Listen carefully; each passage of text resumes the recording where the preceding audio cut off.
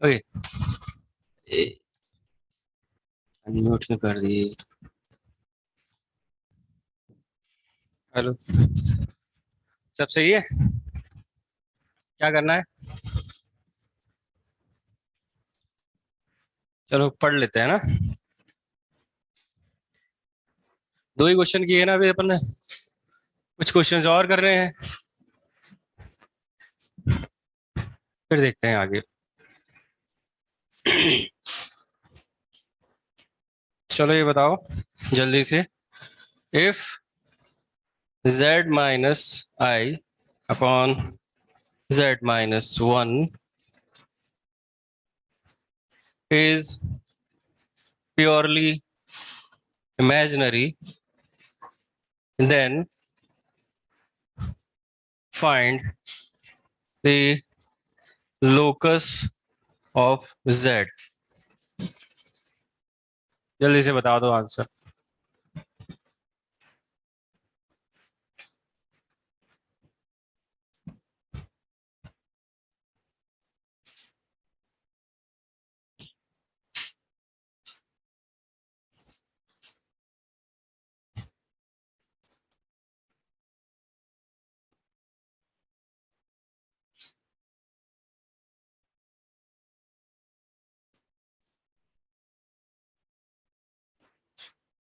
Question तो फिर बनेंगे नहीं है।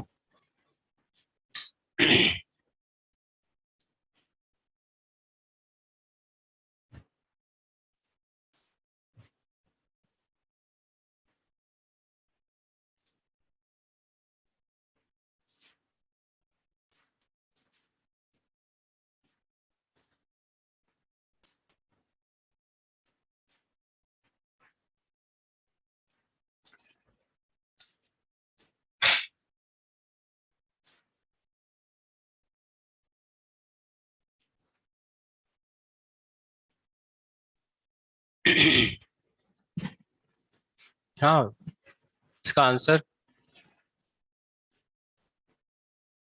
सर्कल।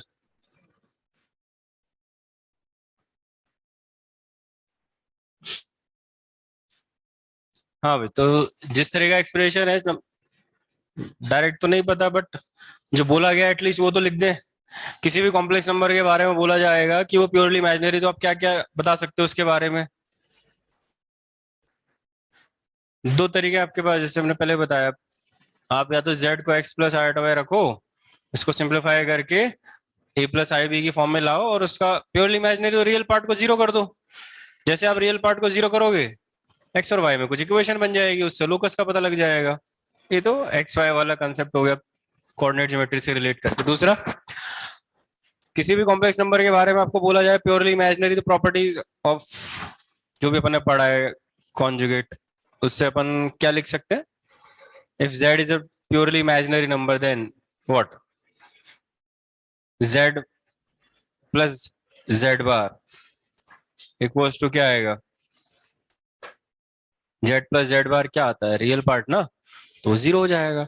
तो this plus it's conjugate should be equal to zero. एक तो यहां से कुछ पता लगेगा। दूसरा, जो सबसे आसान है, कोई भी कॉम्प्लेक्स नंबर जो प्योरली इमेजिनरी है, उसका आर्ग्यूमेंट आप क्या लिखोगे? हाँ, प्योरली इमेजिनरी, इमेजिनरी एक्सिस पे लाई करेगा, तो ऊपर हो सकता है ओरिजिन के ऊपर, तो उसका आर्ग्यूमेंट कितना होगा? Plus pi by to. नीचे होगा तो माइनस पाई बाय टू। ये हुआ ना। Any complex number z which is purely imaginary, it's argument is either pi by two और minus pi by two. Simple. Real number का आर्ग्यूमेंट इज आइदर जीरो और pi, ऐसे। तो argument जो है z minus I upon z minus one is equal to either plus और minus pi by two. तो ये तो फिर जाना पहचाना एक्सप्रेशन है, अभी थोड़ी देर पहले लिखे थे। Argument of z minus z one upon z minus z two equals to pi by two और माइनस पाई बाय टू। यहाँ पे दोनों एक साथ हैं, तो क्या बोले थे अपन? z lies on a circle whose extremities of diameter are z1 and z2। z1 पता है, आयोटा एंड वन। कोऑर्डिनेट्स बताने हो तो 1, 0 एंड 0, 1। सिंपल। तो एक्सप्रेशन वही बन गया जैसे आपने आर्ग्यूमेंट लिखा।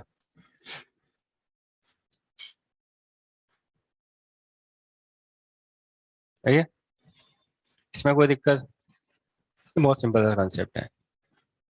नेक्स्ट के बारे में सोचो जरा। जैसे अभी वापस वही same expression, argument of z minus z1 upon z minus z2 is given as π/4। तो ये क्या रिप्रेजेंट करता है हमें पता ही है, लिखे थे ना standard result, z lies on major arc of circle जिसके कॉर्ड के एंड पॉइंट्स हैं z1 एंड z2। तो बना दो, पहले इसका डायग्राम बनाओ सही से, तो उसमें मैटर करेगा डायरेक्शन किस तरह से बनाया है आपने।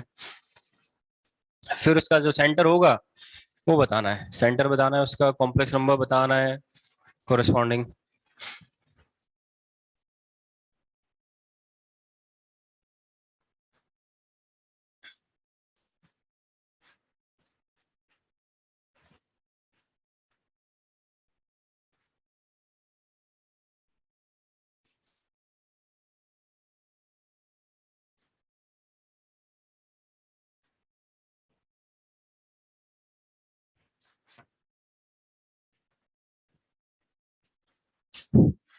तो एक मेजर आर्क बनानी है, is formed by these 2 points 3 iota and -4 plus 2 iota। तो 3 iota तो यहाँ कहीं आ गया, -4 plus 2 iota सेकेंड क्वाड्रेंट में यहाँ कहीं ये आ गया। अब आर्क किस तरह बनाओगे मेजर आर्क, क्योंकि ये चलो अपने पॉइंट तो मार्क कर लिए, इसको यूज करके एक सर्कल बनाना है, उसकी मेजर आर्क बनानी है जिसको ये रिप्रेजेंट कर रहा है। तो कैसे कैसे बना सकते हो, ऊपर से बना सकते हो मेजर आर्क या नीचे से मेजर आर्क बना सकते हो। अभी आपको बनाना है, कैसे बनेगा कि आपको ये वाला एक्सप्रेशन चाहिए, इसको ध्यान में रखते हुए मेजर आर्क ऊपर बनेगा कि नीचे बनेगा। कॉर्ड तो बना दिए हम, ये रही कॉर्ड ज्वाइनिंग दीज 2 पॉइंट्स, ये हो गई कॉर्ड। मेजर आर्क बनाओ ऊपर या नीचे, कैसे डिसाइड होगा वो एक्सप्रेशन को ध्यान में रखो, वो एक्सप्रेशन मिलना चाहिए। डायरेक्शन मैटर करती है, डायरेक्शन ऑफ रोटेशन, रोटेशन से आया था ना एक्सप्रेशन। तो 3 आयोटा ऊपर रखना है, तो अगर मेजर आर्क नीचे बनाओगे तो वहां पे कहीं z लिया, तो z को जब इन दोनों से ज्वाइन करोगे तो 3 आयोटा के साथ ज्वाइन करोगे तो वो फाइनल वेक्टर होना चाहिए, और प्लस π/4 है तो एंटी क्लॉकवाइज होना चाहिए, तो इनिशियल से फाइनल जाओगे तो क्लॉकवाइज बन जाएगा, इसलिए ऊपर बनेगा। ऐसे बना दो कोई भी, ऐसे बन जाएगा मेजर आर्क। कहीं पे इसका सेंटर होगा, मान लो यहाँ कहीं है, इसको नाम देते हैं ए, इसको देते हैं बी, तो यहाँ कहीं z लेंगे तो वही एक्सप्रेशन मिलेगा अपन को जो यहाँ पे दिया हुआ है रोटेशन अप्लाई करने के बाद। ये एंगल दिया हुआ है π/4 ऐसे। तो इस एक्सप्रेशन के कोरस्पॉन्डिंग फिगर तो हम बना दिए, ठीक है। इसको नाम देते हैं पी ए, पी। तो पी बी इनिशियल वेक्टर हुआ, पी ए फाइनल वेक्टर हुआ, पी बी से पी ए की तरफ जाएंगे तो एंटी क्लॉकवाइज डायरेक्शन है, प्लस π/4 आ जाएगा। हमें फाइंड करना है सेंटर, तो क्या करें, सेंटर को लेके आते हैं। तो सेंटर से रिलेटेड हम क्या जानते हैं सर्कल में, इसके साथ ज्वाइन कर दो। एंगल हमें पता है सर्कमफ्रेंस पे बन रहा है π/4, तो यहां बनेगा π/2। तो मैं सेंटर पे जो एंगल बन रहा है बाय कॉर्ड ए बी वो पता है π/2, ए और बी के कोरिस्पॉन्डिंग पॉइंट पता ही है, कॉम्प्लेक्स नंबर पता ही है, सी बताना है। तो सिंपल है, apply rotation on centre C, rotation on C. तो सी के कोरिस्पॉन्डिंग जेड मान लेते, जेड सी मान लेते हैं। तो क्या लिखे भाई, इसको इनिशियल, सी बी को इनिशियल और सी ए को फाइनल समझते हुए लिख रहे हैं अपन 3 iota minus z c upon -4 + 2 iota minus z c, final vector upon initial vector. Equal to इन्हीं के मैग्नीट्यूड मॉडुलस इंटू ई की पावर में आयोटा प्लस पाई बाय 2। ये मॉडुलस का क्या होगा? रेडियस। सीबी और सीए रेडियस है ये तो दोनों, तो कैंसिल हो जाएंगे these two. R upon R, E की पावर आयोटा का पाई बाय 2 का मतलब आयोटा, तो आपको जेड से मिल जाएगा। यहाँ से सिंप्लीफाई करके जल्दी से निकाल लो।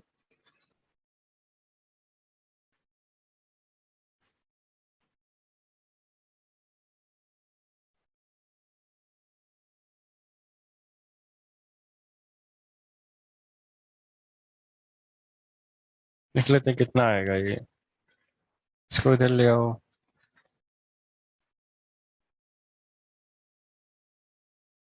जेड सी के साथ 1 माइनस आयोटा माइनस 2 इधर iota plus 2, 3 iota plus 4 iota 7 iota, 2 plus 7 आई।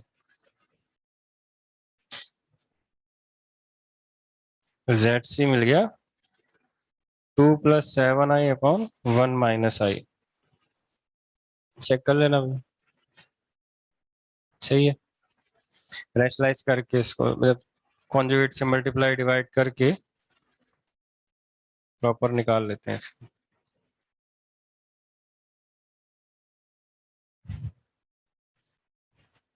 कितना आएगा? 2 माइनस 7 माइनस 5, 7 प्लस 2 9 अपॉन 2। देखो कैलकुलेशन है बाकी तो।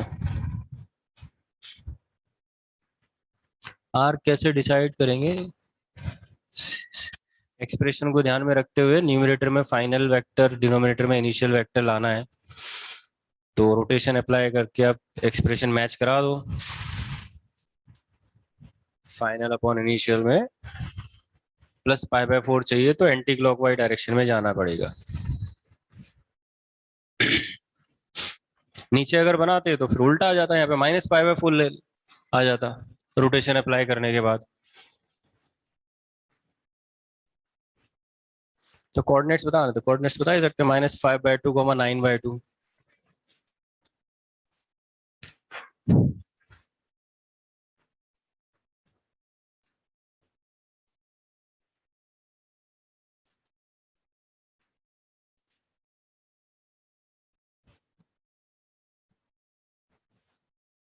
और क्वेश्चन लिखते हैं।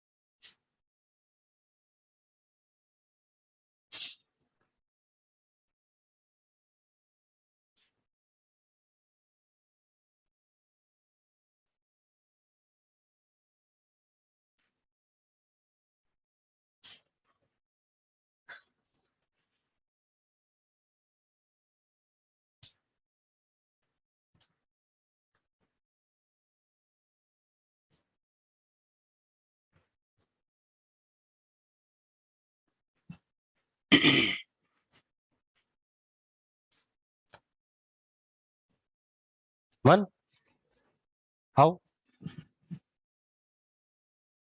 प्रॉपर्टी कौन सी?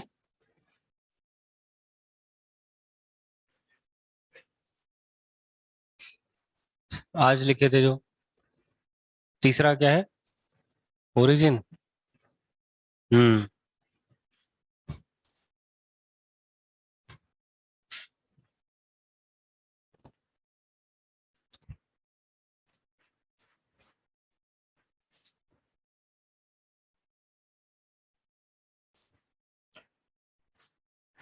क्या क्या जानते हो इससे रिलेटेड, वो लिख लो भाई। क्वाड्रेटिक इक्वेशन दी हुई है जेड में, दो रूट्स बता दिए Z1 Z2, तो क्वाड्रेटिक जब भी बोला जाता है तो हम sum of root product of root तो लिख ही लेते हैं। उसके अलावा क्या जानते हैं? इक्विलेटरल ट्राइंगल बना रहे हैं Z1 Z2 विद ओरिजिन। तो इक्विलेटरल ट्राइंगल के तीनों वर्टिसेस जब यहाँ पे दिए हैं कॉम्प्लेक्स नंबर्स में, तो उससे रिलेटेड एक प्रॉपर्टी हमें पता है।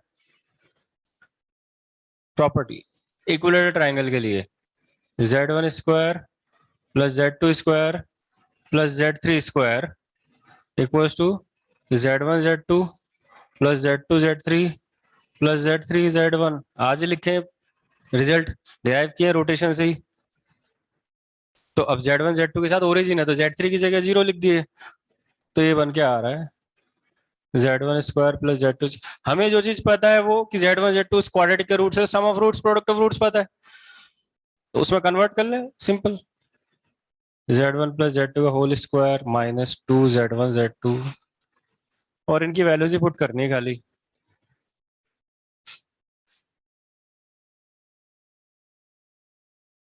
Sum of roots -1, product of roots b/3, तो b की वैल्यू आ गई 1।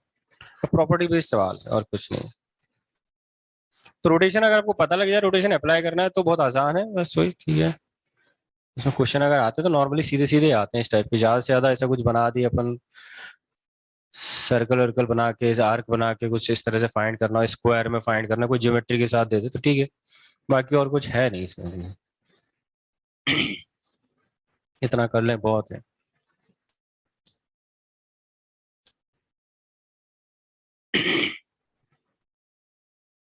ठीक है?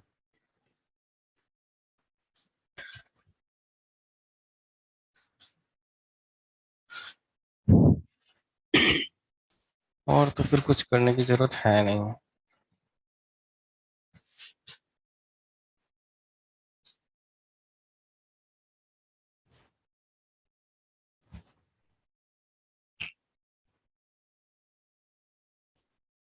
चलो ऐसे ही कुछ क्वेश्चन और लिख सकते हैं अपन।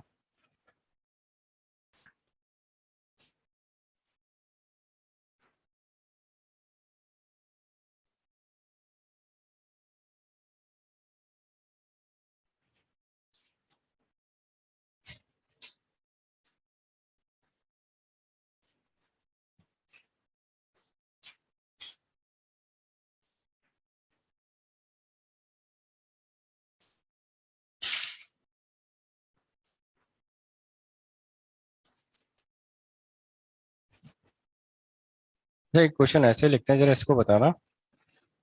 एक सिंपल सा सवाल है। If modulus of z plus 3 - i equal to 4 and argument of z equals to π/4, then find z। एक इस टाइप का सिंपल सा सवाल है, ज्योमेट्री से समझते हुए करोगे तो आसान लगेगा।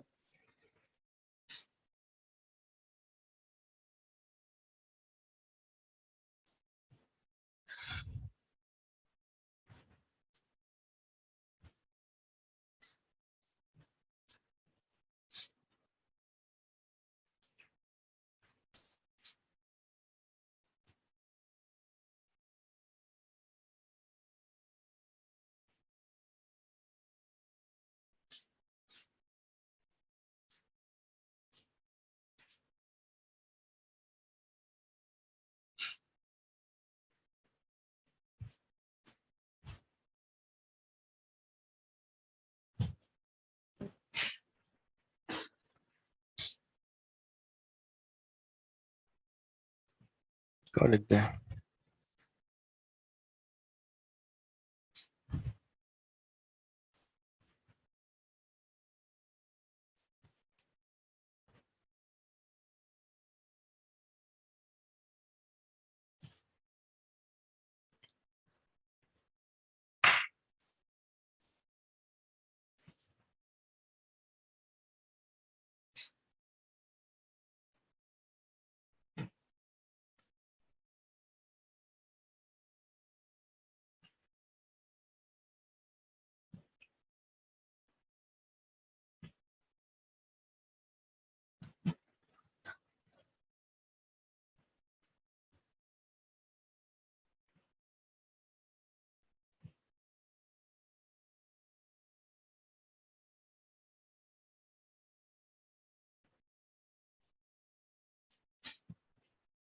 ये भी ठीक है।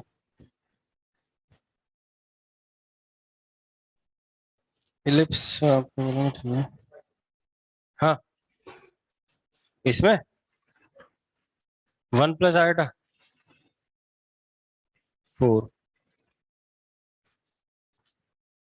देखो इसमें क्या क्या दिया हुआ है आर्ग्यूमेंट्स। जेड का आर्गुमेंट दिया हुआ है π/4, और एक तरह से ये इसको क्या क्या समझते हैं इस एक्सप्रेशन से? हम्म ये एक सर्कल को रिप्रेजेंट कर रहा है जिसका सेंटर के कोऑर्डिनेट्स है -3, 1, रेडियस इज 4। और ये क्या है? हाँ? अरे वैसे अगर अपन ने पढ़ा है तो एक रे है स्टार्टिंग फ्रॉम ओरिजिन। एक लाइन बोल सकते हैं, एक पर्टिकुलर डायरेक्शन में जा रही है ओरिजिन से π/4 एंगल बनाते हुए एंटी क्लॉकवाइज डायरेक्शन में, ठीक है। तो एक तरह से ऐसा बोल सकते हो कि एक सर्कल और एक रे यानी कि लाइन का पॉइंट ऑफ इंटरसेक्शन चाहिए अपन को, है ना। तो या तो आप वो काम कर लो कि सर्कल की प्रॉपर इक्वेशन लिख दो। सर्कल की प्रॉपर इक्वेशन लिख दो, यहाँ से वो सेंटर रेडियस फॉर्म में मॉडुलस का स्क्वायर करके, या z को x + i/y लेते हुए, तो वहां से सर्कल की इक्वेशन आ जाएगी। वहां से वो जो रे है उसकी इक्वेशन लिख दो एक्स वाई में। भाई आपको पता ही है रे स्टार्ट कहाँ से हो रही है? ओरिजिन से। तो ओरिजिन से पास होने वाली एक लाइन, और आर्गुमेंट से आप क्या समझते हो? ओरिजिन से ज्वाइन करने पर वो कितना एंगल बना रहा है, तो वहां स्लोप आ जाएगी। तो y = mx टाइप में लाइन की इक्वेशन आ जाएगी। लाइन और सर्कल का पॉइंट ऑफ इंटरसेक्शन ही तो बताना एक तरह से, है ना। या तो वैसे समझ लो। दूसरा, हम इतना तो बना ही लेते हैं कि ये जो रे है वो इस तरह से है, ये जा रही है π/4 एंगल पे। तो आपको एक z चाहिए, एक ऐसा पॉइंट चाहिए जो इस रे पे भी लाई कर रहा हो एक तरह से, और साथ में इस सर्कल पे भी लाई कर रहा हो। तो अब सर्कल क्या है जिसका सेंटर कुछ होगा -3, 1, वो कहीं यहाँ होगा। -3, 1 रेडियस 4 होगी, तो सर्कल कुछ होगा ऐसा कुछ। तो ये वाला पॉइंट चाहिए आपको एक तरह से, है ना। तो उसके लिए क्या ही करो, आपको आर्ग्यूमेंट, कोई भी कॉम्प्लेक्स नंबर लिखना है तो उसके बारे में दो ही चीजें पता होनी चाहिए, मॉडुलस और इसका आर्ग्यूमेंट। अब आर्ग्यूमेंट तो आपको पता है, z जो भी होगा उसका आर्गुमेंट तो फिक्स है π/4। अब बचा क्या? आर्गुमेंट ही तो बचा, मॉडुलस ही तो बचा। तो आपको मॉडुलस फाइंड करना है। जैसे मॉडुलस आ जाएगा आपका आंसर आ जाएगा z का, ठीक है। तो उसके लिए आप ये कर सकते हो कि आपको पता है कि z इस लाइन पे, इस रे पे लाई कर रहा है जिसका आर्गुमेंट है π/4। अपनी मर्जी से या तो कुछ कोई भी ऐसा कॉम्प्लेक्स नंबर बता दो जो इस रे पे लाई कर रहा हो, सिंपल से सिंपल जो भी बता सको जिसका आर्गुमेंट π/4 आएगा। The simplest complex number whose argument is π/4, argument is π/4, y/x होगा ना। ये y = x वाली लाइन है, π/4 एंगल का मतलब slope 1, y = x, passing through origin y = x। तो 1 + i, x और y बराबर होंगे ना, x + i y में, तभी तो आर्ग्यूमेंट π/4 आएगा। तो 1 + i is the simplest complex number having argument π/4।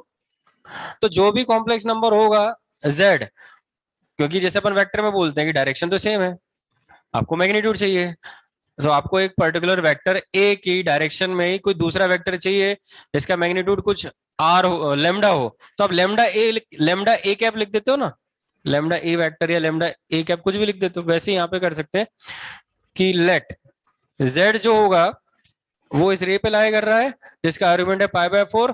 तो आपको तो बस उसका मैग्नीट्यूड चाहिए, तो आप क्या करो, इस रे पे लाई करने वाला कोई भी अपनी मर्जी से कॉम्प्लेक्स नंबर लो और मॉडुलस चेंज करके लैम्डा से मल्टीप्लाई करके लेट कर लो। तो जो सिंपलेस्ट जो हमने बोला वो कौन सा है, 1 + iota. 1 + iota is the simplest complex number lying on this रे। इसका आर्गुमेंट π/4 आएगा।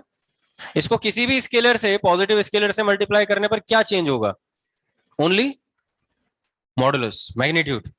आर्ग्यूमेंट यानी कि डायरेक्शन में कोई फर्क नहीं पड़ेगा। तो आपको लेमडा ही तो फाइंड करना है इसका मतलब। लेमडा फाइंड करने का तरीका क्या है, यहाँ पुट कर दो। तो ये z यहाँ पुट करके जैसे आप मॉडुलस लिखोगे तो ये लेमडा की वैल्यू आ जाएगी। यहाँ पुट कर दो और सॉल्व कर लो। ये तब जब हम कॉम्प्लेक्स नंबर में ही सॉल्व करना चाह रहे हैं तब, अदरवाइज हमारे पास तो अल्टरनेटिव है। ये आ जाएगा lambda times 1 + iota +3 - iota = 4।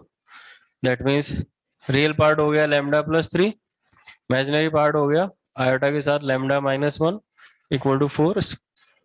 Modulus लिख देते हैं, लेमडा +3 का स्क्वायर प्लस लेमडा -1 का स्क्वायर इक्वल्स टू 16।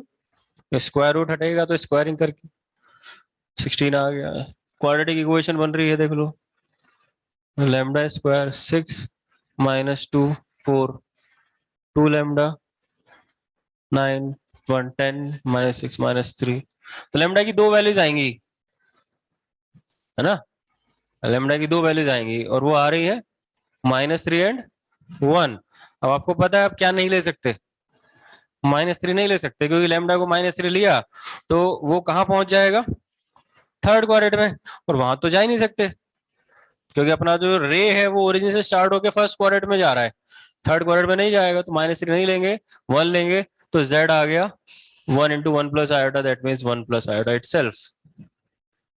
तो अगर कॉम्प्लेक्स नंबर में करना है तो इस तरह से, जब आपको आर्गुमेंट पता हो तो उस आर्गुमेंट को लेकर कोई भी सिंपलेस्ट कॉम्प्लेक्स नंबर जो आप लेट कर सकते हो कर लो लेमडा के साथ, क्योंकि मॉडुलस चेंज होगा, ओनली मैग्नीट्यूड चेंज होगा, और अदर कंडीशन में उसको पुट करके लेमडा निकाल लेते हैं।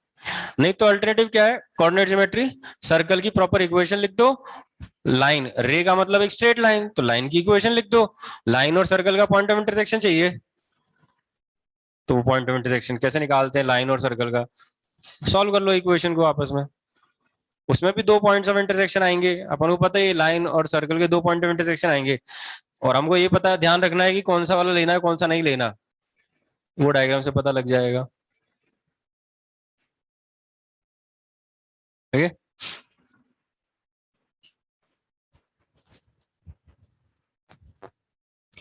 जेड को एक्स वाई, हाँ वही हम बोल रहे हैं, जेड को एक्स वाई में लेट कर सकते हैं, और उसके बाद सर्कल की इक्वेशन एक्स वाई में लिखो, लाइन की इक्वेशन एक्स वाई में लिखो, दोनों को सॉल्व करके पॉइंट ऑफ इंटरसेक्शन निकाल लो। अगर पॉइंट ऑफ इंटरसेक्शन के कोऑर्डिनेट आ रहे हैं अल्फा कोमा बीटा, तो वो कॉम्प्लेक्स नंबर हो जाएगा अल्फा + आयोटा बीटा, सिंपल। तो वो अल्टरनेटिव तो है ऑलवेज।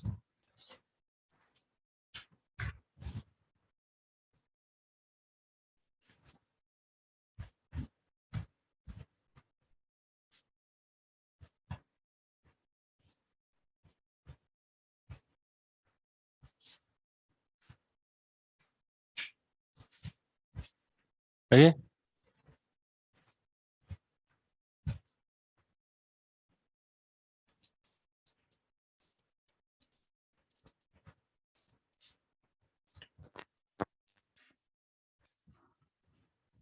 सेकंड नेक्स्ट भी देखो क्या करोगे इसमें। इसमें तो हमारे पास कोई ज्यादा कुछ है नहीं, ठीक है,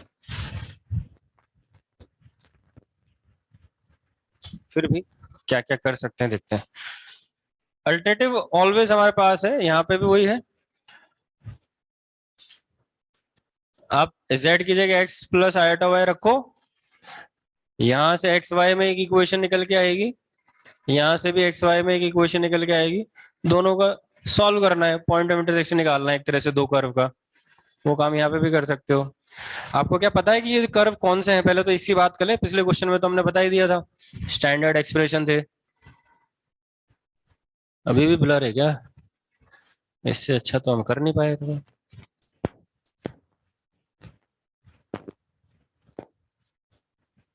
सही तो लग रहा है भाई।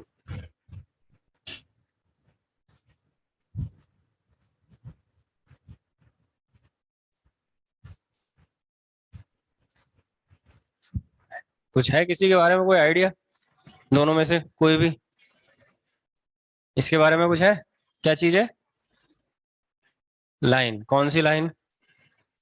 ये अपन ने लिखा है स्टैंडर्ड लोकस, जब अपन लिख रहे थे ज्योमेट्री के टाइम पे, ये लिखा है अपन ने। इसको आप ऐसे लिख दोगे ना, z-4/z-8 इक्वल्स टू 1 का मतलब मॉड को डिस्ट्रीब्यूट करके, तो mod of z-4 equals to mod of z-8, mod of z-z1 equals to mod of z-z2। तो z कहाँ लाई कर रहा है? z lies on the perpendicular bisector of line segment joining z1 and z2। पढ़े हैं अपन, लिखे हैं, नोट्स में लिखा हुआ है। नोट्स तो कंप्लीट है अपने हैं।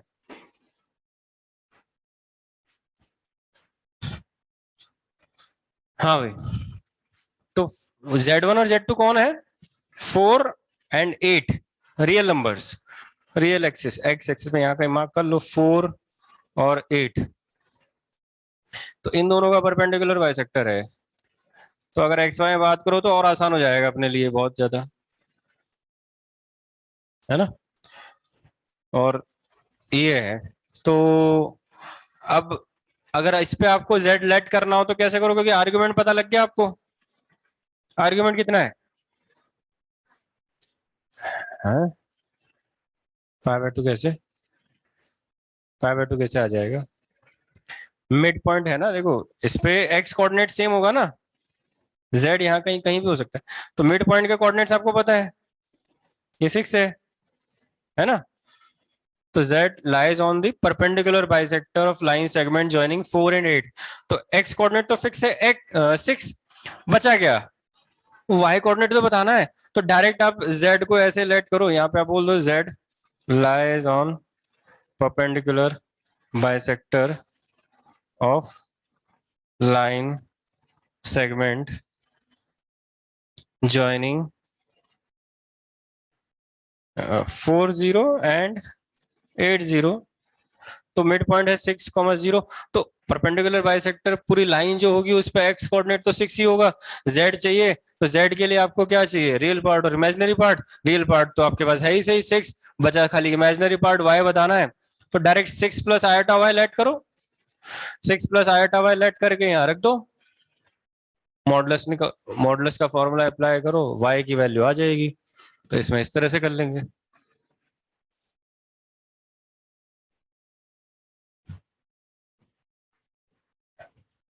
तो let z equals to 6 plus i y. ठीक है, और फर्स्ट जो दिया हुआ है उसमें रख देते हैं z-12। अच्छा, इसके बारे में कुछ पता है? लोकस, ये z का लोकस क्या होगा इसके अकॉर्डिंग? स्टैंडर्ड नहीं है, अपन ने पढ़ा नहीं है ऐसा, है ना। z-12/z-8 iota equals to 5/3। ये बताएंगे इसका क्या होगा। 6 plus iota y minus 12, 6 plus iota y minus 8i equals to 5/3। यहाँ से निकाल लो z क्या आ रहा है।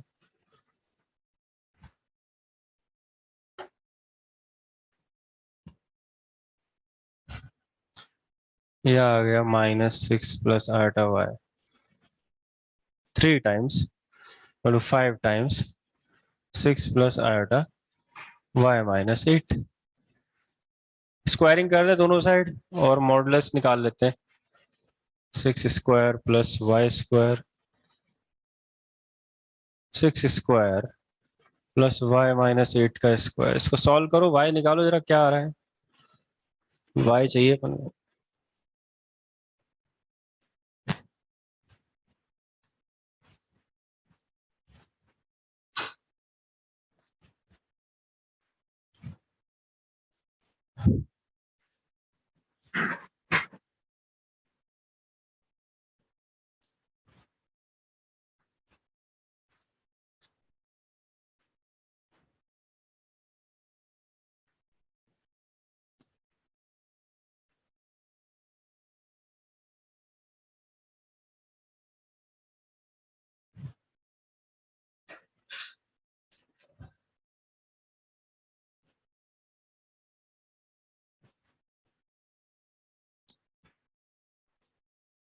आ रही y की वैल्यूज, क्वाड्रेटिक इक्वेशन है, दो वैल्यूज आएंगी, देखो क्या आ रही है। 25y² minus 9y² 16y² minus 16 into 25 is what? Minus 400. Minus 400. Why? Constant part. 36. 25 minus 9 is 16. 16 into 36 is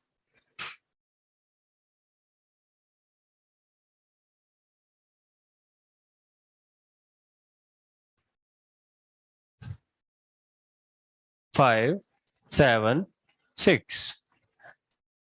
Calculation. Plus 5, 7, 6.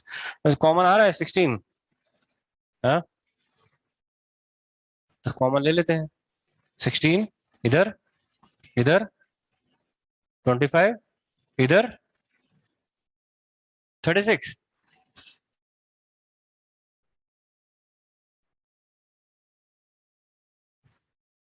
Factors हो रहे हैं।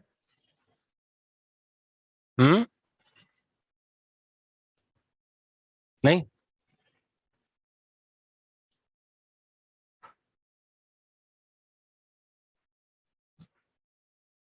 हाँ 136 हमने कुछ, अच्छा यहाँ 136 होगा पक्का। 36 इंटू 16 ही तो है। 60, अच्छा 64 को छोड़ दिया हम। हाँ ये 64 को तो भूल ही गए भाई। 64 प्लस 36 100 तो ये हो गया। 2500 माइनस ये इधर आया था तो 136 आ रहा है कंफर्म।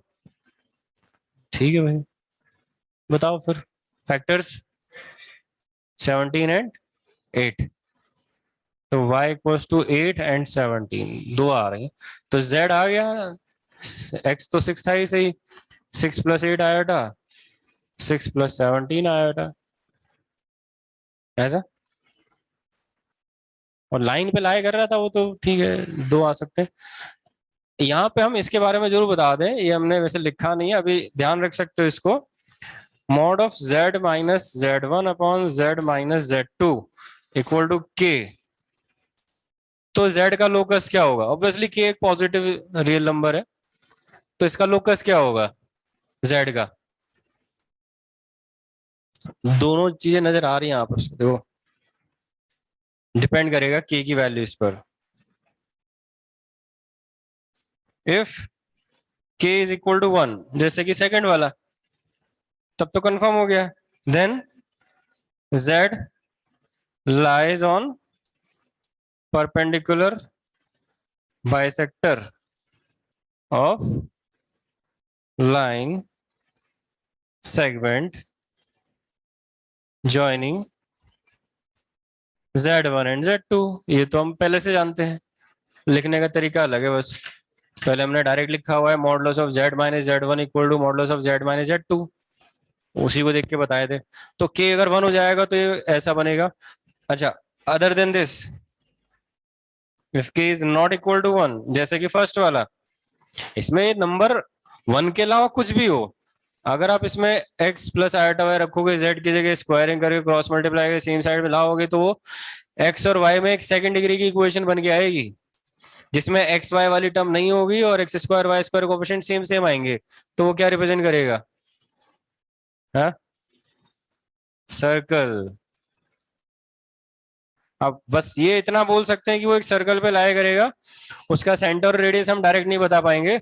सेंटर रेडियस बताना है तो आपका काम है कि उसको x प्लस आयोटा में रखो, z को एक्स वाई में इक्वेशन लेके आओ, एक्स वाई में इक्वेशन लाने के बाद सेंटर रेडियस बता देते हैं अपन, वैसे ही बताना पड़ेगा। ओके, बस इतना बोल पाएंगे सर्कल। तो ये फर्स्ट वाला एक सर्कल है, सेकंड वाली एक स्ट्रेट लाइन है। एक लाइन और एक सर्कल के दो पॉइंट ऑफ इंटरसेक्शन आने थे, आ गए। पिछले क्वेश्चन में वो रे थी इसलिए एक ही लिया था, अभी दो है, दोनों लेने हैं। अभी रे नहीं है, लाइन है। ओके, कहीं कोई दिक्कत हो तो बताओ, एनीवन, कोई समस्या?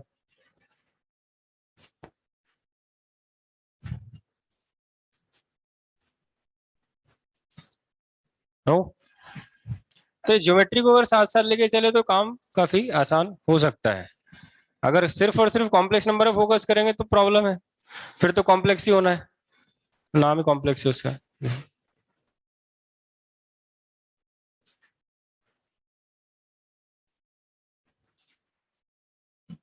तो इसको एज ए रिजल्ट आप ध्यान रख सकते हो इसको, है ना।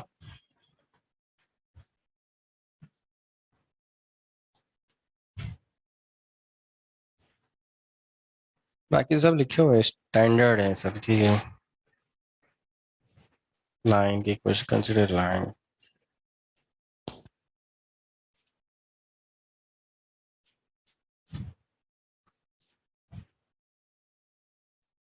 ठीक है, काफी है।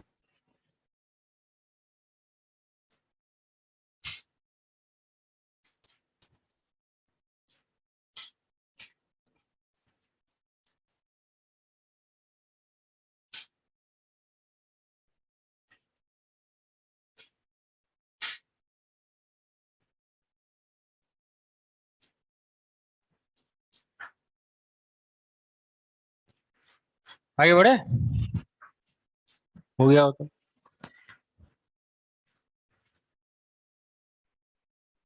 बाकी स्टैंडर्ड लोकस तो सारे हो ही गए। इसकी बात कर लेते हैं जो बचा हुआ है, एक तो De Moivre's theorem. De Moivre's theorem.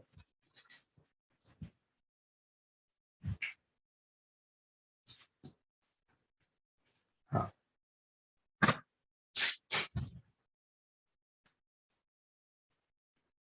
इसका स्टेटमेंट क्या है?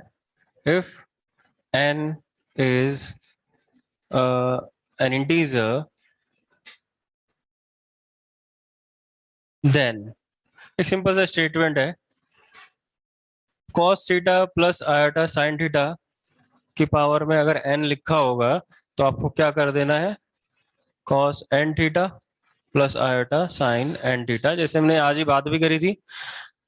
इसको आप प्रॉपर्टी से भी वैसे समझ सकते हो। कॉम्प्लेक्स नंबर z की पावर n, तो मॉडुलस z की पावर n हो जाएगा, वन था मॉडुलस वन ही रहेगा। इधर भी मॉडुलस z वन ही था, n करने के बाद पावर मॉडुलस वन ही है, अभी भी पोलर फॉर्म में लिखा हुआ है। Argument of z power n is equal to n times the argument of z। तो इसका आर्ग्यूमेंट z को अगर इसको लेट करना है तो थीटा है, पावर n किया तो आर्ग्यूमेंट हो गया n times the argument, that means n theta. ये आ गया। तो पोलर से पोलर हमने डायरेक्ट समझ लिया प्रॉपर्टी को ध्यान में रखते हुए। नहीं तो दूसरा आसान सा तरीका है व्हीलर फॉर्म। व्हीलर फॉर्म में कैसे लिखते हो इसको, e की पावर आयोटा थीटा, मॉडुलस तो वन है, तो इसको तो आप ऐसे लिख ही दोगे ना। व्हीलर में तो और आसान है, e पावर आयोटा थीटा की power n is equal to e की power iota n theta. Simple. ये इसके बराबर है, ये इसके बराबर है, ठीक। तो लेकिन ये तब लिख सकते हैं अपन डायरेक्ट जब n इंटीजर हो। अगर वो नॉन इंटीजर कोई रैशनल नंबर है, इफ n इज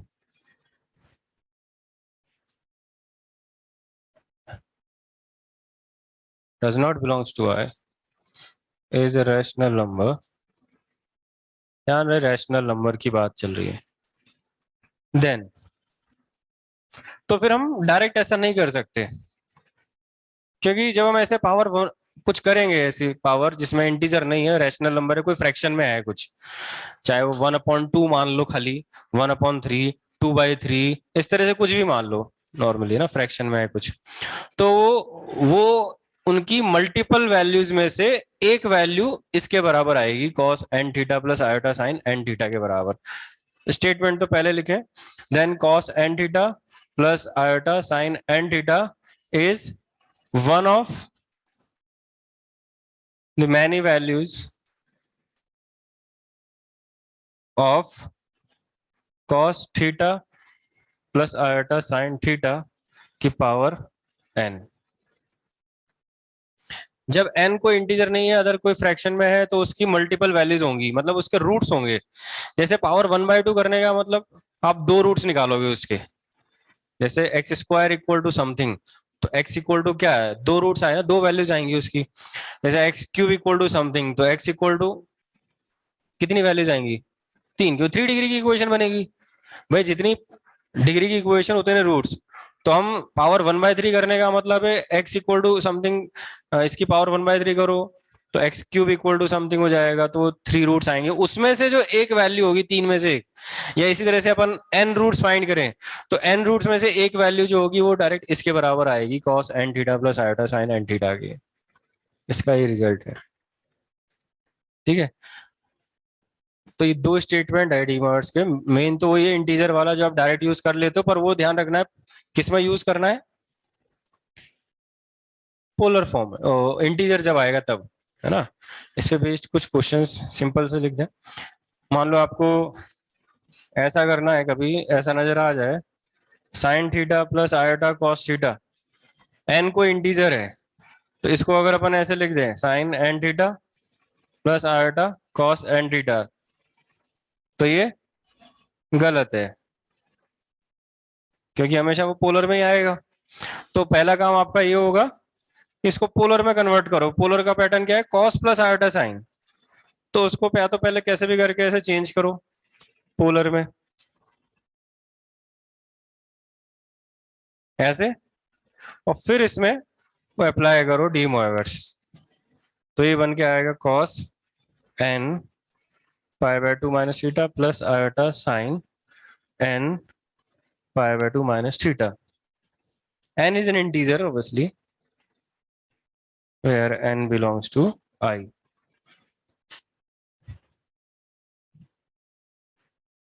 ठीक है,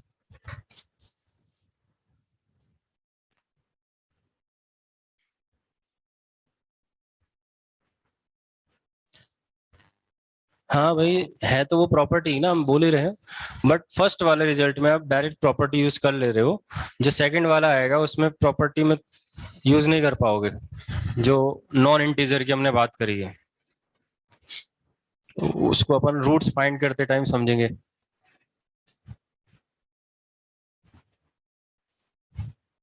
इस तरह से ये सिंपल, जब तक एन इंटीजर चल रहा है तब तक आप सिंपल प्रॉपर्टी से भी समझ सकते हो। जैसे 1/cos theta minus iota sine theta, इसको आप क्या लिख पाओगे, cos theta plus iota sine theta.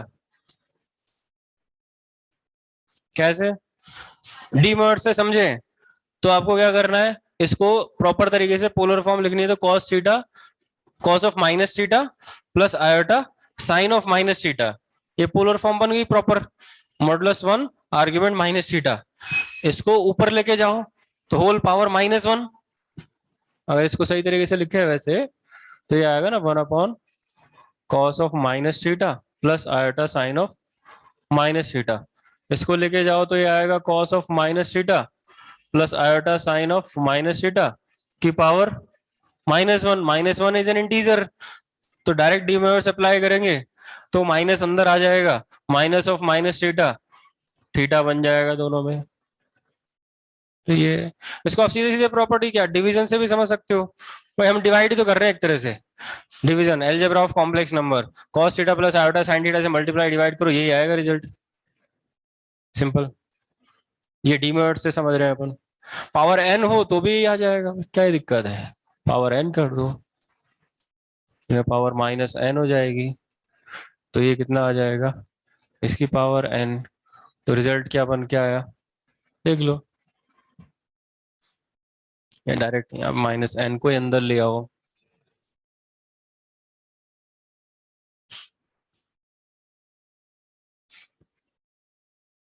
बात वही है, n इज एन इंटीजर,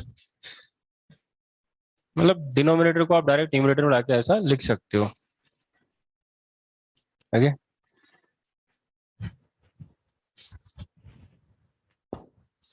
इसका आंसर तो हम दे चुके हैं भाई।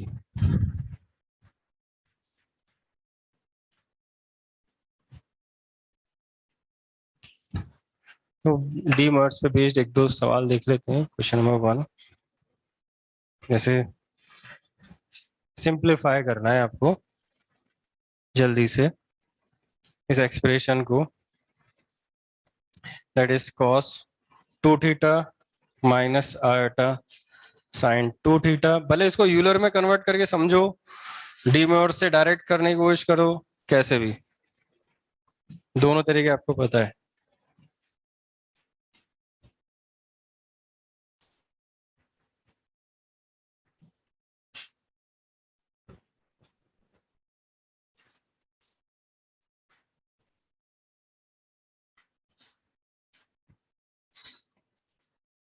और पहले की जो प्रॉपर्टीज हैं वो तो है ही सही।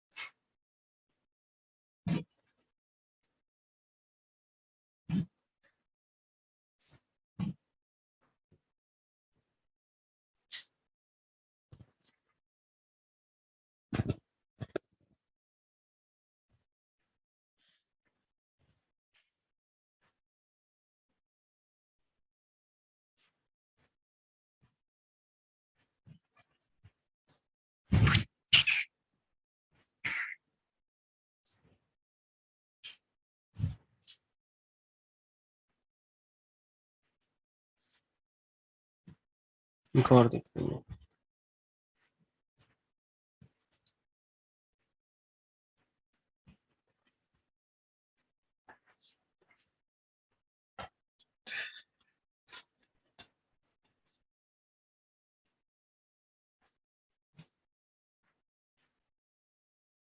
कितना आ रहा है?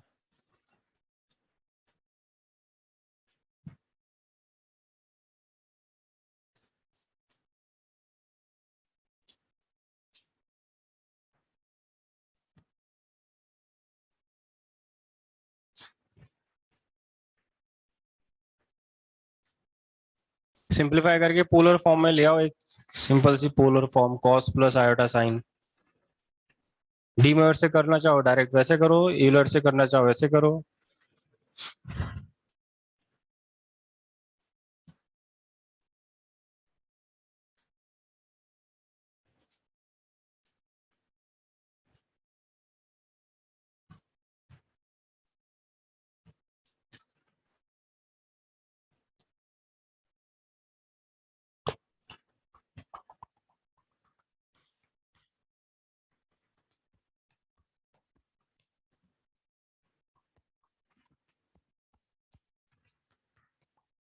कैसे कर रहे हैं डी मेथड्स? हम्म,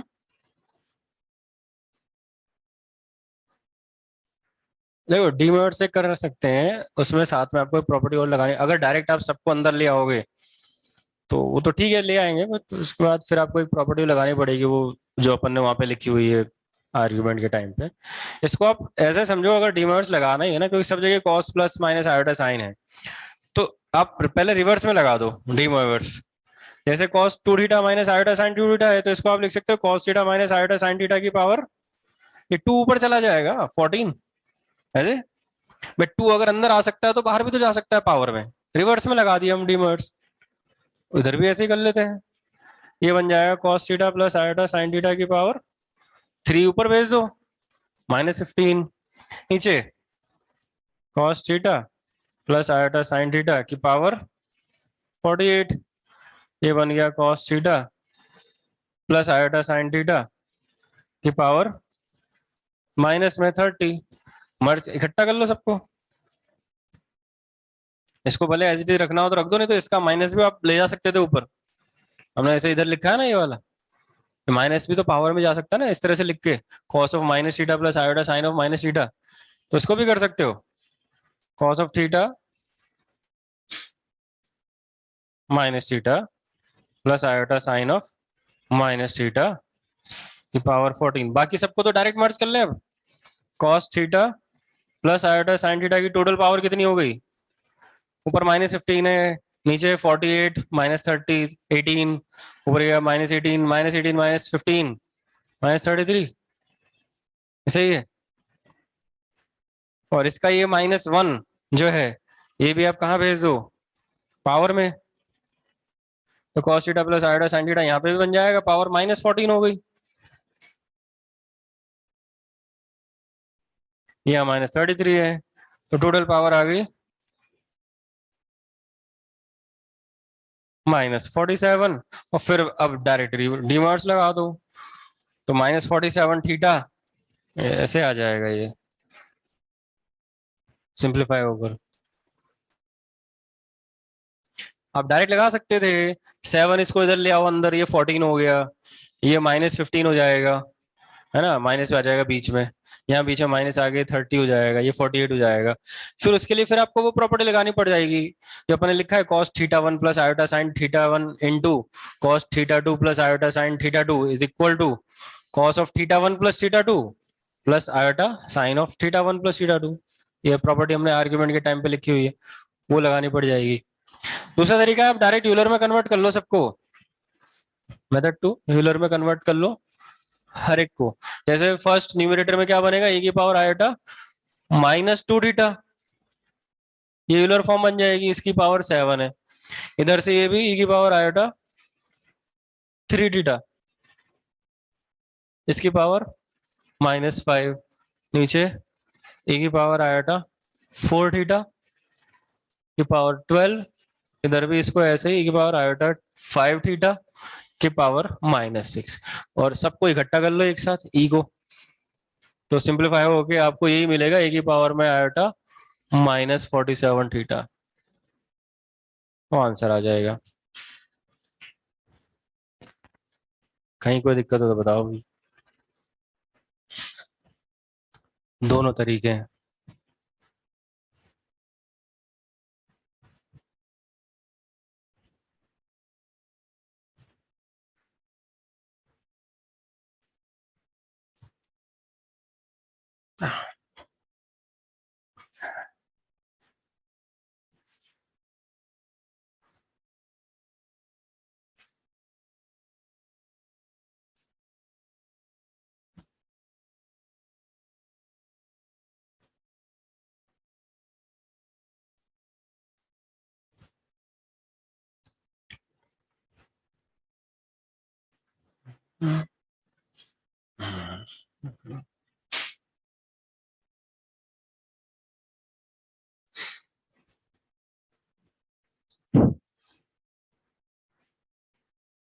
क्लियर?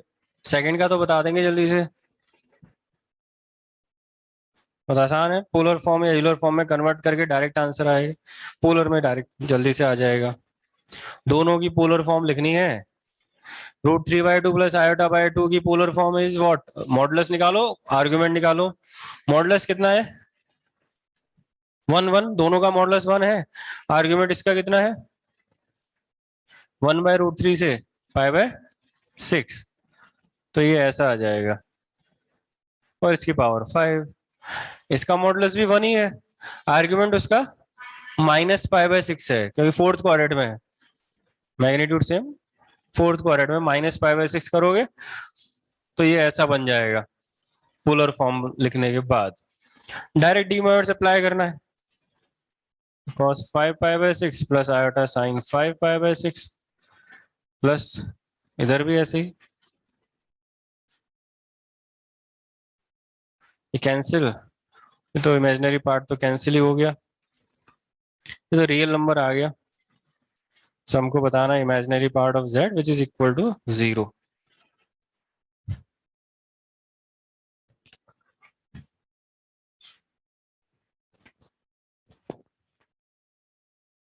एक और लिख सकते हैं जल्दी से, ठीक है, और सिंप्लीफाई कर लेते हैं जल्दी से, इसमें और कुछ होगा ही नहीं, खाली डी मेथड्स की अगर बात है तो 1 plus cos theta plus iota sine theta की power n upon 1 plus cos theta minus iota sin theta की power n, where n is an integer.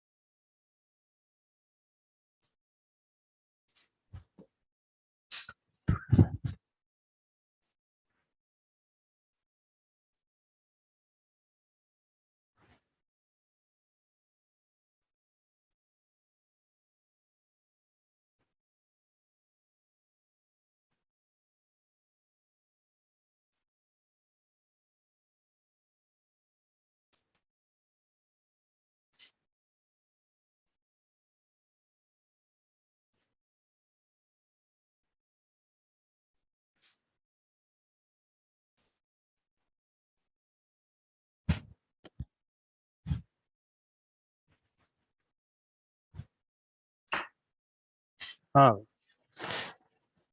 Method तो फिक्स है, पहले आपको पोलर फॉर्म निकालनी है और इसके लिए एक फिक्स मेथड है, 1 प्लस कॉस आए तो हाफ एंगल में कन्वर्ट करना है, और एक को करेंगे तो दूसरे को भी करेंगे।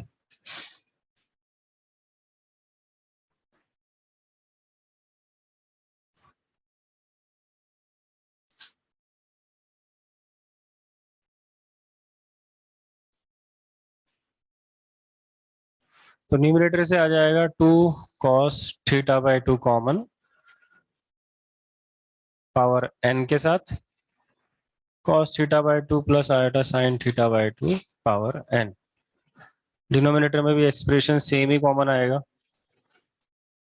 2 cos theta by 2 with power n, अंदर माइनस में बच जाएगा, बाहर वाला कैंसिल, बाकी डीमेरिट्स लगा सकते हो डायरेक्ट, ये तो कैंसिल हो गया, n इंटीजर है डायरेक्ट अंदर ले आओ, या फिर जैसे समझना है, इसको यूलर फॉर्म से समझना है तो वैसे समझ लो, डीमेरिट से समझना है वैसे समझ लो, cos n theta by 2 plus iota sin n theta by 2, नीचे वाले को ऊपर लाओगे तो प्लस हो जाएगा, आज लिखे अपन।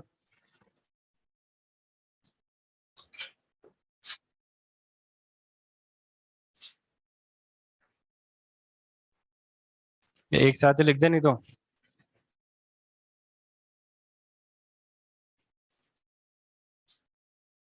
ऊपर जो है वो तो एज इट इज, नीचे माइनस है, ऊपर लाओगे तो बस साइन चेंज हो जाता है, बाकी पूरा एज इट इज रहता है। ये आज ही अपन ने देखा था थीटा के साथ, अब थीटा बाई 2 के साथ है, 1 upon cos theta minus iota sine theta is equal to cos theta plus iota sine theta, वैसे लिख दिए, तो ये हो गया cos theta by 2 plus iota sine theta by 2 की पावर 2n, और फिर ये बन जाएगा डीमेरिट से cos n theta plus iota sine n theta, नहीं तो यूलर फॉर्म में लिख दो दोनों को और फिर ऐसे ले आओ। ओके,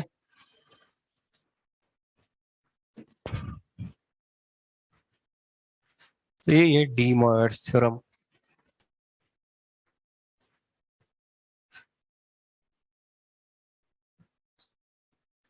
किसी भी कॉम्प्लेक्स नंबर के कितने भी रूट्स फाइंड करने हो ना, इसको अलग से देख लेते हैं,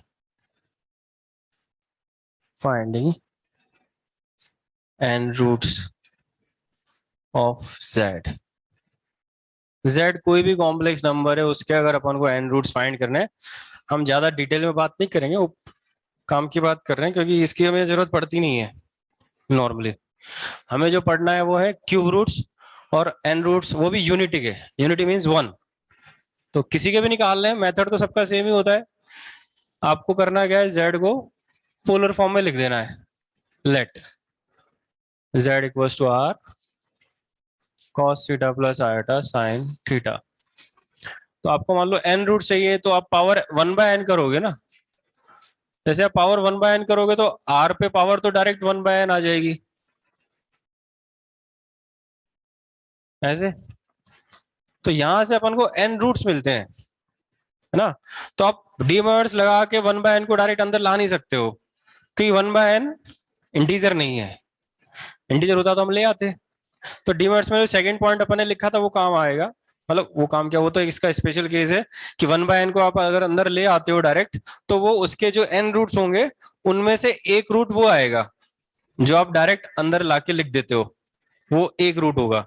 बाकी प्रॉपर कैसे आएंगे, तो हम बस इतना देख लें कि ये जितने भी इसके रूट्स आएंगे उन सब में एक कॉमन चीज होगी, वो होगा उसका मॉडुलस। भाई z वेरिएबल है, मतलब जो भी इसको वेरिएबल नाम दे दो, इसके जितने भी रूट्स आएंगे वो इसको सेटिस्फाई करेंगे। भाई किसी भी इक्वेशन के जो रूट्स आते हैं वो उसकी इक्वेशन को सेटिस्फाई करते ही है, इसको आप इक्वेशन समझ लो। तो इसके जो रूट्स आएंगे वो इसको सेटिस्फाई करेंगे, z की जगह रख सकते हो। तो मॉडुलस तो इसका मतलब सबका सेम ही आना है ना, r power 1/n, r power 1/n, r power 1/n, सब में सेम ही आना है। तो डिफरेंस क्या होगा, डिफरेंट क्या होगा, आर्ग्यूमेंट। अब रूट्स हैं अलग अलग विद सेम मॉडुलस, तो डिफरेंट तो तभी कहलाएंगे जब आर्ग्यूमेंट डिफरेंट होगा, राइट। तो अब जब अपन ऐसे रूट्स निकालते हैं तो उन सब में मॉडुलस सेम होता है, खाली आर्ग्यूमेंट डिफरेंट होता है। तो हम आर्ग्यूमेंट कैसे एवेल्युएट करते हैं, उसका एक फिक्स मेथड है। तो ये तो थीटा फिक्स है, आप क्या करो इसमें 2k पाई ऐड कर दो, क्योंकि हमें पता है अगर अपन आर्ग्यूमेंट की बात करें तो थीटा अगर किसी कॉम्प्लेक्स नंबर का आर्ग्यूमेंट है तो 2k पाई प्लस थीटा भी उसी कॉम्प्लेक्स नंबर का आर्ग्यूमेंट होगा, क्योंकि रोटेट कर रहे हैं अपन, 2 पाई के चक्कर लगा रहे हैं, के चक्कर लगा लिए अपन ने, सेम पोजीशन पे आ जाएंगे तो आर्ग्यूमेंट सेम आएगा। लेकिन यहाँ पे के वेरिएबल मतलब अननोन है। अब आप एक काम करते हैं, अब उसको डायरेक्ट अंदर ले आते हैं, जैसे डी वर्ड्स में लाते हैं, 1/n को अंदर मल्टीप्लाई कर देंगे आर्ग्यूमेंट से, तो ये ऐसा बन जाएगा। अब यहाँ पे लेकिन एक यूनिक वैल्यू नहीं आएगी, क्योंकि हमने पहले क्या किया हुआ है, 2k पाई ऐड कर दिया है। तो क्या के की वैल्यूज चेंज होंगी, के की वैल्यूज चेंज होंगी, और के की हम कितनी वैल्यूज पुट करेंगे, क्योंकि हमें पता है कितने रूट्स हैं, n। तो हम k की n वैल्यूज पुट करेंगे, n कंसेक्यूटिव इंटीजर वैल्यूज। अब वो कंसेक्यूटिव इंटीजर कोई से भी हो सकते हैं। अगर आप 0 से स्टार्ट कर रहे हो तो आप n-1 तक जाओगे, 1 से स्टार्ट कर रहे हो तो n तक जाओगे, 2 से स्टार्ट कर रहे हो तो n+1 तक, इस तरह से। तो n consecutive integer values put करनी होती है। तो जैसे k इक्वल टू 0 अगर अपन लें तो एक रूट मिलेगा, वो रूट क्या मिलेगा, r पावर 1/n, k को 0 ले लो तो एक वही रूट मिलेगा जो हमने पहले बात करी थी कि आप पावर को डायरेक्ट अंदर जो ले आते हो डीमर्स को यूज करते हुए, वो वन ऑफ द रूट्स होता है, one of the many values. तो यहाँ पे वो one of the many roots होगा, नॉन इंटीजर को भी अगर अपन अंदर ले आए तो, क्योंकि इसकी और भी वैल्यूज आने वाली हैं।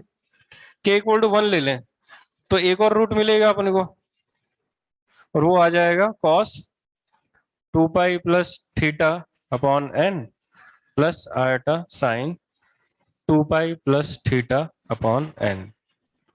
ये दूसरा रूट हो गया फॉर k इक्वल टू 1। ऐसे k की वैल्यू कहां तक चलेंगी, अगर अपन ने 0 से स्टार्ट किया है तो आप जाओगे n-1 तक, लास्ट रूट ये आएगा, देख लो। क्योंकि इसके बाद वो रिपीटेशन स्टार्ट हो जाएगा, जैसे आपने अगला रखा तो रिपीट होने लग जाएगा, जैसे आप n रख दो फिर वो 2n पाई ऐड करने का मतलब नहीं, वहां पे सेम आ जाता है। तो लास्ट रूट अगर लिखना चाहे तो फिर ये ऐसा बन जाएगा, आपको n consecutive integer values put करनी है अल्टीमेटली, इसको जैसे भी लिखो, इसको रटना नहीं है, समझना है स्टेप्स जो हमने यूज करी है यहाँ पे इसके रूट्स निकालने के लिए, क्योंकि यही तरीका हम यूज करते हैं यूनिटी के n रूट्स फाइंड करने के लिए। क्यूब रूट्स इस तरीके से भी फाइंड कर सकते हैं, पर क्यूब रूट्स तो और आसानी से मिल जाते हैं अपन को दूसरे मेथड से, पर n रूट्स के लिए अपन को यही मेथड लगाना पड़ेगा यूनिटी के लिए भी। तो एक प्रॉपर मेथड है इसमें, जैसे हमने पहले ही बात करी एक्सरसाइज 1 में, जैसे डीमर्स थ्योरम के क्वेश्चन है, एक क्वेश्चन आया था आज ही, वो जो 6 डिग्री की इक्वेशन थी उसमें वो आर्ग्यूमेंट्स का सम पूछा था, अगर उसको रीडिफाइन कर दिया जाए पाई से 3 पाई में, तो हम बोलते हैं आप जब भी इस तरह से सॉल्व करके एन रूट्स निकालोगे, इनके सिर्फ आर्ग्यूमेंट्स ही डिफरेंट है, मॉडुलस सबका सेम होगा। तो जब मॉडुलस सेम है, मॉडुलस रिप्रेजेंट करता है ओरिजिन से डिस्टेंस को, तो ये जो एन रूट्स आएंगे इन सबका मॉडुलस सेम है, मतलब ओरिजिन से डिस्टेंस सेम है। तो ये सब एक सर्कल पे लाई कर रहे होंगे जिसकी रेडियस होगी आर पावर 1/n, क्योंकि मॉडुलस सबका उसी के बराबर है, आर पावर 1/n। तो एक सेंटर होगा उसका ओरिजिन, रेडियस होगी आर पावर 1/n, उस पे लाई कर रहे होंगे और सिमेट्रिकली डिस्ट्रीब्यूटेड होंगे हर बार। एक centre origin radius r power 1/n। तो जैसे सिमेट्रिकली डिस्ट्रीब्यूटेड होने का मतलब है, जैसे एक रूट अगर यहाँ है आपका, ये कुछ θ1 आ गया मान लो, इसका आर्गुमेंट जैसे पहले वाले का है θ/n, तो लास्ट वाला इधर आएगा जस्ट इसके नीचे, मतलब उसका कॉन्जुगेट, मैग्नीट्यूड सेम होगा जस्ट उसके नीचे। ये सिमेट्रिकली डिस्ट्रीब्यूटेड होते हैं। दूसरा अगर ऐसा आया इधर से, इसका आर्गुमेंट आप θ2 ले रहे हो, तो उसके नीचे आएगा जस्ट उसका दूसरा वाला, उसका कॉन्जुगेट। ये यार एंगल भी θ2 ही होगा, सेम सेम। तो एंटी क्लॉकवाइज मेजर करो तो वो तो फिर बढ़ता जाएगा, ऑप्ट्यूज भी आ जाएगा, फिर पाई से भी ज्यादा आ जाएगा, 3π/2 से भी ज्यादा आ जाएगा। एंटी क्लॉकवाइज में तो लिख सकते हैं, कोई दिक्कत नहीं है, बट सिमेट्रिकली जितना इधर जाएंगे उतना इधर भी जाना पड़ेगा नीचे। ये है सिमेट्रिकल डिस्ट्रीब्यूशन, मतलब बिगिनिंग से और लास्ट से जो इसके रूट्स आएंगे वो एक दूसरे के कॉन्जुगेट होंगे, ऐसा भी बोल सकते हैं, सिमेट्रिकली डिस्ट्रीब्यूटेड होंगे।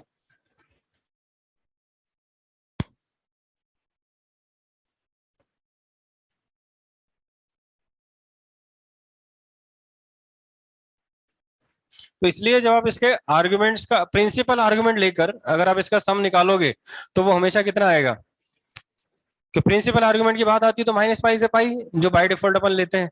तो इसको अगर आप थीटा ले रहे हो प्रिंसिपल आर्गुमेंट में, तो उसके जस्ट नीचे वाला क्या होगा, -θ, θ1 का -θ1, ऊपर वाले का θ2 का -θ2। तो ऊपर जितना आप यहां तक भी जाओगे, दूसरा जस्ट उसके लास्ट इधर भी आ जाएगा एक, तो जो भी थीटा ऊपर जाएगा उसका -θ नीचे मिल जाएगा। तो वो सम ऑफ आर्ग्यूमेंट हमेशा कितना आएगा, sum of principal argument, not argument, sum of principal argument is always equal to 0। जब अपन -π से पाई का लेके चल रहे हैं बाय डिफॉल्ट, वहां पे चेंज किया, ये बात हमने बोली थी, वहां पे रीडिफाइन कर दिया था पाई से 3π प्रिंसिपल आर्ग्यूमेंट को, तो प्रिंसिपल आर्ग्यूमेंट को 2π से रेज कर दिया था। तो हर एक रूट का प्रिंसिपल आर्ग्यूमेंट 2π से रेज करके ऐड करोगे तो 2π ही ऐड होगा अल्टीमेटली हर बार, तो बाकी सबका सम तो 0 है। तो यहाँ पे लिख सकते हैं sum of principal arguments of all roots is equal to 0। Principal argument -π से पाई वाला है ना। और यहाँ पे भी बोल सकते हैं all roots lie on a circle of radius r power 1/n and center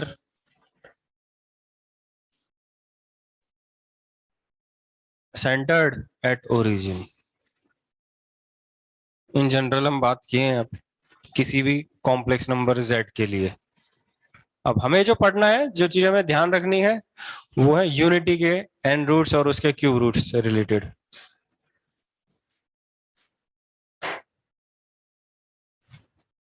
तो नेक्स्ट टॉपिक अपना वही है, जो काम का टॉपिक है, वो है cube roots of unity.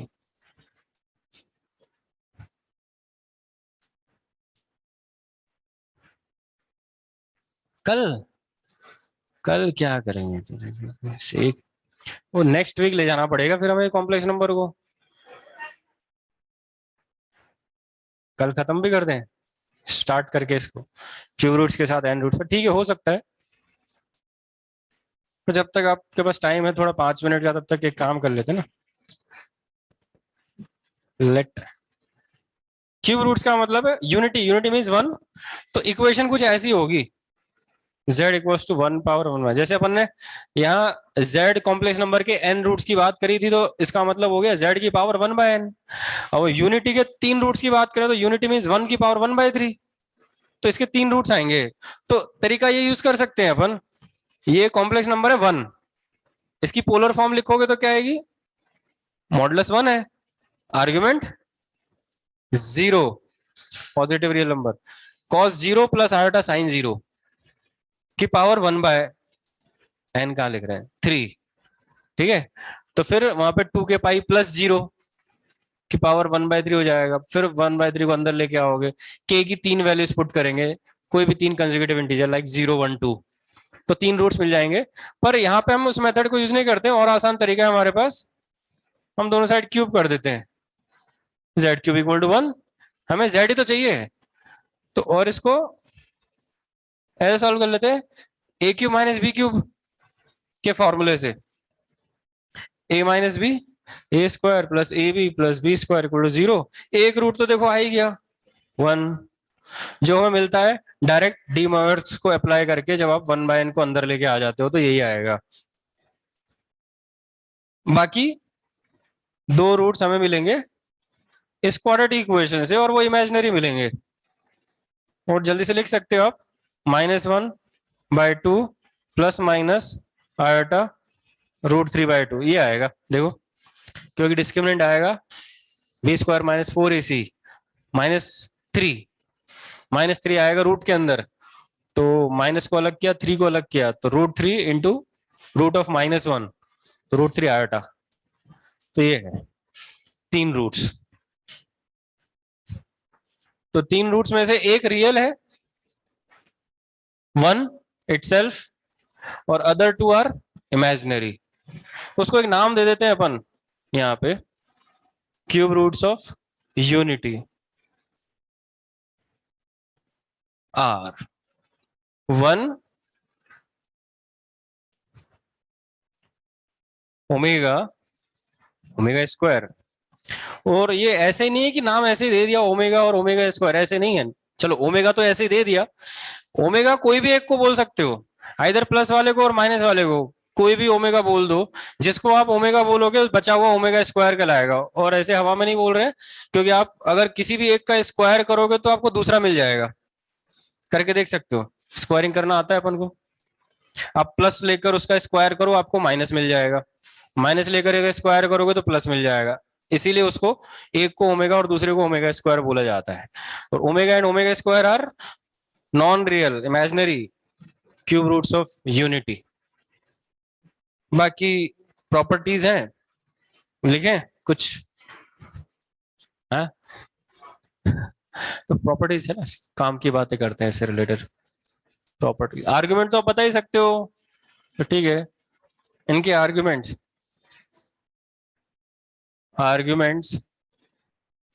Are direct लिख दें। जैसे 1 का आर्ग्यूमेंट कितना 0, -1/2 प्लस आयोटा √3/2 का कितना, सेकंड क्वाड्रेंट में √3 मिल रहा है, 2π/3 ना। और तीसरे वाला थर्ड क्वाड्रेंट में -2π/3 बोल सकते हो, प्रिंसिपल आर्ग्यूमेंट बोलो तो, चलो बोल दो, प्रिंसिपल ही बोल दो, या प्लस में बोलो एंटी क्लॉकवाइज डायरेक्शन 4π/3 ऐसे। Sum of all 3 cube roots of unity कैसे बताओगे, तीनों को ऐड करके, हाँ 1 plus omega square equals to, add करके बता सकते हो, और उसकी जरूरत नहीं है। 3 डिग्री की इक्वेशन में सम ऑफ रूट्स क्या होता है, -b/a, b means z square का कोफिशिएंट विच इज 0, तो आंसर वैसे भी 0 आना है, ऐड करोगे तो भी 0 आएगा।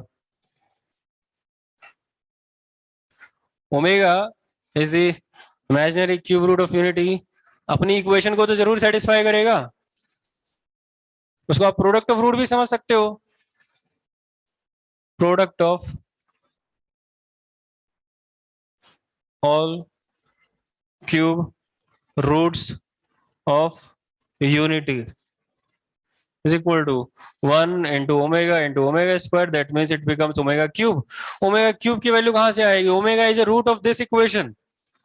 इसको सेटिस्फाई करेगा तो ओमेगा क्यूब की वैल्यू आ जाएगी 1, जो आपको डायरेक्ट ध्यान रखना है। ठीक, हाँ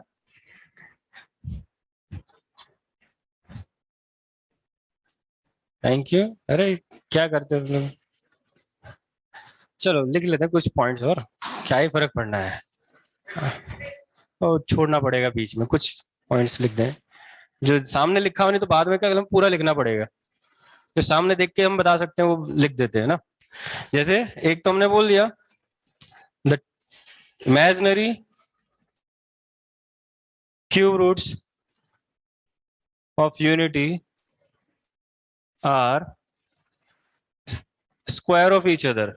ऐसे हम बोल ही रहे हैं, वैसे तो नाम से पता लग रहा है, सर लॉजिक भी यही है उसको नाम देने का। उसी के अलावा द इमेजिनरी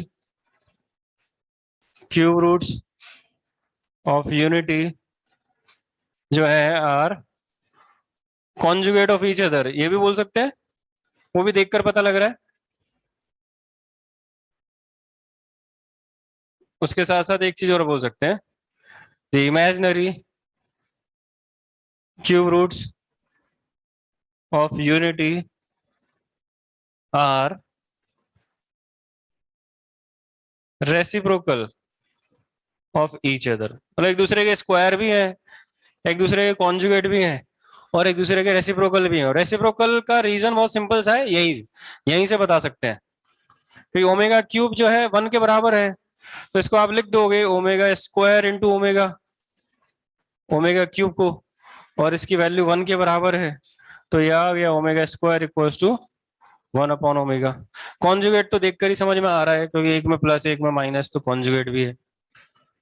ओके, चलो बाकी प्रॉपर्टीज कल देखते हैं फिर। कल इसको खत्म कर देंगे हम कॉम्प्लेक्स नंबर को। ओके, मिलते हैं कल। ओके, टाइम हो गया, हाँ, पता है, ठीक है।